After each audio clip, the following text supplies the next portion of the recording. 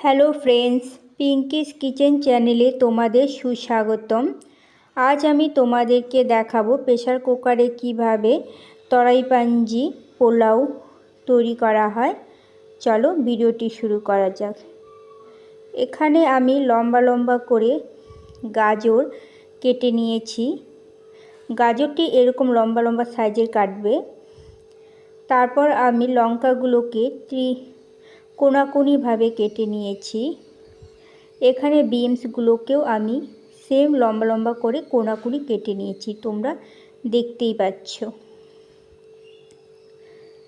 বিনসগুলো এইভাবে লম্বা করে কোনাকুনি করে কেটে নিবে, তাহলে দেখতে খুব সুন্দর হবে। এখানে আমি ক্যাপসিকামকেও সেমভাবেই কেটে নিয়েছি, একটু লম্বা লম্বা সাইজ করে কোনাকুনি করে কেটে নিয়েছি। এখানে আমি মটরশুঁটি পরিষ্কার করে ধুয়ে রেখে দিয়েছি, তার সঙ্গে কাজু কিশমিশ রেখে দিয়েছি। আজকের আমাদের রেসিপি হচ্ছে তরাই পাঞ্জি পোলাও। তার জন্য আমি এখানে তরাই পাঞ্জি চাল নিয়ে নিয়েছি। চালগুলোকে পরিষ্কার করে নিয়ে নিতে হবে।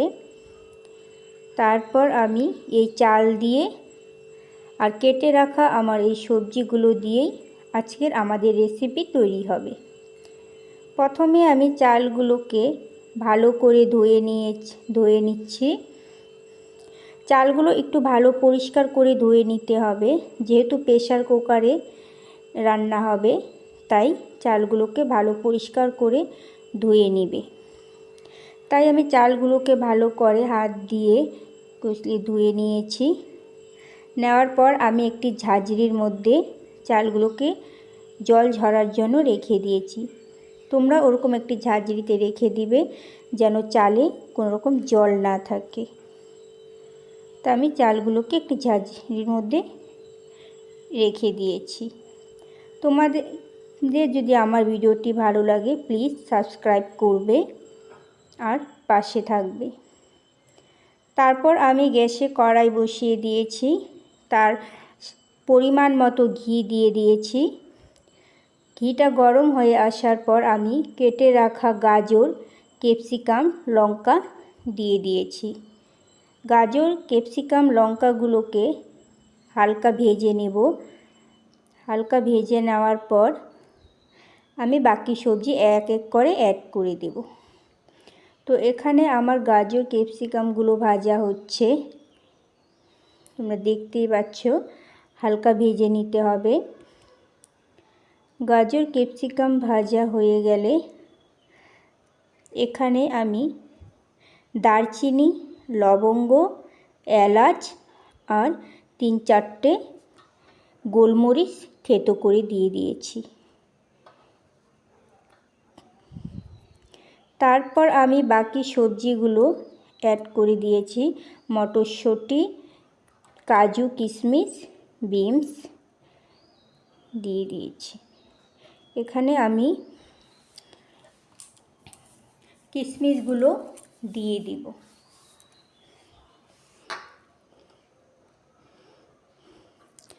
প্রত্যেকটা সবজিকে ভালো করে এখানে ভেজে নিতে হবে। পোলাও তৈরি করতে হলে সবজিগুলোকে খুব ভালো করে ভেজে নিতে হয়, তাই আমি সবগুলোকে ভালো করে ভেজে নিচ্ছি। তারপর আমি স্বাদ মতো লবণ দিয়ে দিয়েছি। স্বাদ মতো লবণ দেওয়ার পর আমি আবার ভালো করে নেড়ে চেড়ে ভেজে নিচ্ছি। দেখতেই পাচ্ছ আমি সেগুলোকে খুব সুন্দর করে নেড়ে চেড়ে ভেজে নিচ্ছি, তোমরাও ভেজে নেবে। তারপর এখানে আমি তেজপাতা দিয়ে দিব। 2-3টে তেজপাতা দিয়ে দিয়েছি।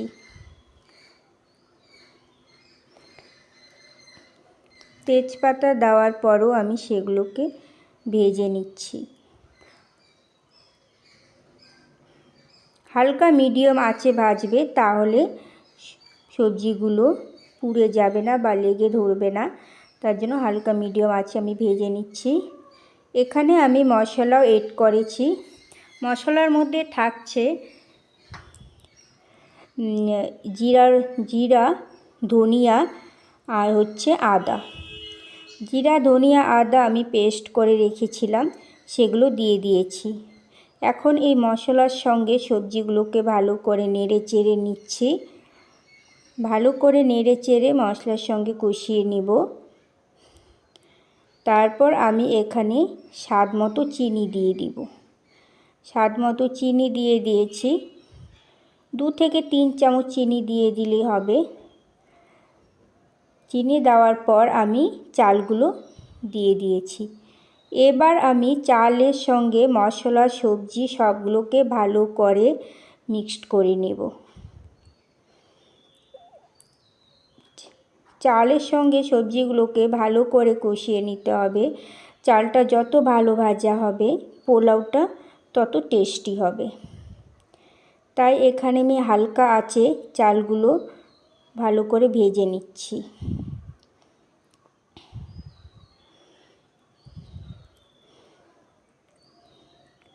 চালগুলো আমার প্রায় ভাজা হচ্ছে। খুব সুন্দর করে চালগুলোকে নেড়ে চেড়ে ভেজে নিতে হবে, যেন প্রত্যেকটা চালের মধ্যেই মশলা সুন্দর করে লেগে যায়। চালগুলোকে আমি ভালো করে ভেজে নিয়েছি, দেখতেই পাচ্ছ। তারপর আমি সেখানে 2 চামচ গরম মশলা পাউডার দিয়ে দিয়েছি। 2 চামচ গরম মশলা পাউডার দেওয়ার পর আমি সেগুলোকে আরও ভালো করে নেড়ে চেড়ে নিচ্ছি। আমার ভাজা প্রায় হয়ে এসেছে। আমি এগুলোকে নামিয়ে একটি প্রেসার কুকারে দিয়ে দিব। তার জন্য আমি প্রেসার কুকারে ঠান্ডা জল দিলে ভালো হবে না। তার জন্য ফোটানো গরম জল রেডি করে রেখে দিয়েছি। তো আমি প্রেসার কুকারে দিয়ে দিয়েছি এবং ফোটানো গরম জল দিয়েছি। চালের পরিমাপ, চাল জল প্রায় পরিমাপ মতো গরম জল দিয়েছি।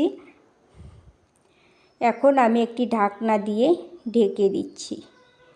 ঢাকনা দিয়ে ঢেকে দেওয়ার পর 3টা সিটি হয়ে গেলে ঢাকনাটি খুলে নেব।